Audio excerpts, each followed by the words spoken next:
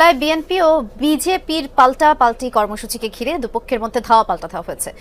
অন্তর্বর্তীকালীন সরকার জনাব তারেক রহমান যাতে দেশে ফিরতে না পারেন সেই উদ্দেশ্যে তারা পরিকল্পনা করছে। পট্টিতে জেলা বিএনপির কার্যালয়ের সামনে সমাবেশ শেষে একটি মিছিল বের করে দলের নেতা কর্মীরা নতুন বাজারে পৌর ভবনের সামনে পৌঁছালে উভয় পক্ষের মধ্যে আমরা মদিনা ইসলামের চর্চা করি, আমরা মদিনা ইসলামে বিশ্বাস করি। এখানে আমরা মওদুদি ইসলামের অনুসারিত নয়। প্রিয় দর্শক শ্রোতা, আসসালামু আলাইকুম রহমতুল্লাহ। বিএনপি জামাতের কেলেঙ্কারিতে মাঝখান্দি চরমনায় হেফাজতের আলমদের পেছনে কানামাস ভরে দিল বিএনপি এবং জামাত। অন্যদিকে বিএনপির সালাউদ্দিন আহমেদ কি বললো, আমরা মদিনা ইসলামের চর্চা করে বিশ্বাস করি, কিন্তু মওদুদি ইসলামের অনুসারিত নয়। এটা কেন বললো? অন্যদিকে তারেক রহমানের চাঞ্চল্যকর তথ্য এবার পাশ হয়ে গেছে। অবশ্যই আজকের ভিডিওটি খুবই ইম্পর্টেন্ট, গুরুত্বপূর্ণ হতে যাচ্ছে। অবশ্যই ভিডিওটি না টেনে সম্পূর্ণ দেখার অনুরোধ রইল। তো আজকের ভিডিওটি যারা অবশ্যই দেখবেন, মূল্যবান মতামত আমাদের এই ভিডিও কমেন্টস করে যাবেন। তো চলুন আমরা সকালে স্ক্রিনে চলে যাই। কবে দেশে ফিরছেন বিএনপির ভারপ্রাপ্ত চেয়ারম্যান তারেক রহমান? নভেম্বরেই দেশে ফিরবেন এমন আভাস বারবার দিয়েছেন দলটির নেতারা।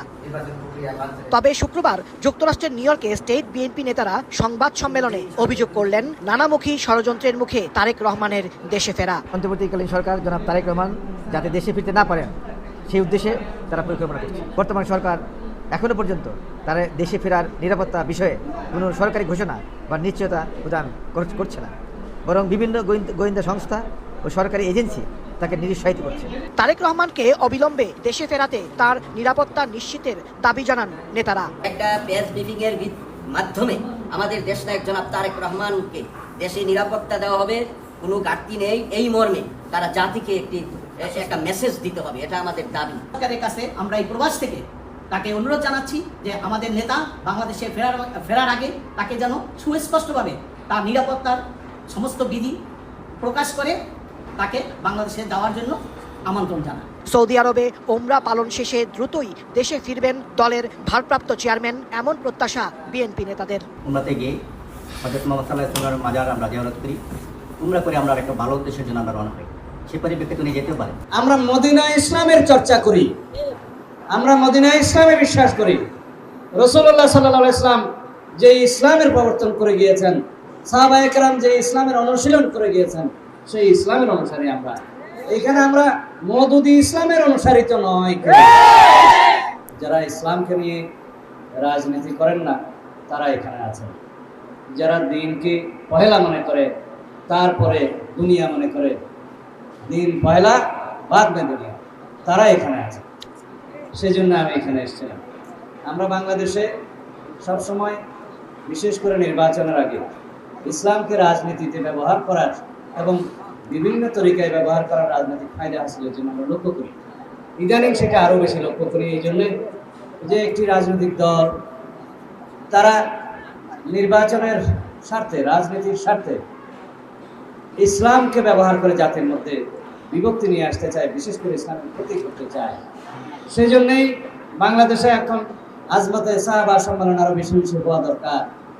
যারা আমরা বাংলাদেশে শতকরা 90 থেকে 92 ভাগ মানুষ মুসলমান, আমরা মদিনা ইসলামের চর্চা করি, আমরা মদিনা ইসলামে বিশ্বাস করি।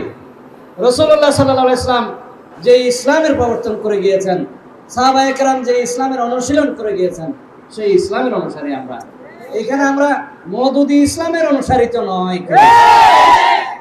সুতরাং যারা ফিরকা ফিতনা তৈরি করে বাংলাদেশের মুসলমানদের মধ্যে বিভ্রান্তি সৃষ্টি করতে চায়, তাদের কাছ থেকে আমাদেরকে সাবধান হতে হবে। বাংলাদেশের মুসলমানকে সহি দ্বীনি ইলম অর্জন এবং অনুশীলনের রাস্তা উন্মুক্ত করে দিতে হবে। এই জন্যই আমি এখানে এসেছিলাম, শুনতে এসেছিলাম, এবং বিশেষ করে আপনাদেরকে এই দাওয়াত দিতে এসেছিলাম যারা আমাদের মধ্যে বিভ্রান্তি সৃষ্টি করতে চায় এবং সেই বিভ্রান্তি সৃষ্টির জন্য ইসলামকে ব্যবহার করতে চায়, তাদের কাছ থেকে আমাদের দূরে থাকতে হবে। এখানে কোনো রাজনীতি নয়। আমি তো পয়লাই বলেছি যে আমাদের হচ্ছে পয়লা দিন বাদ মে দুনিয়া।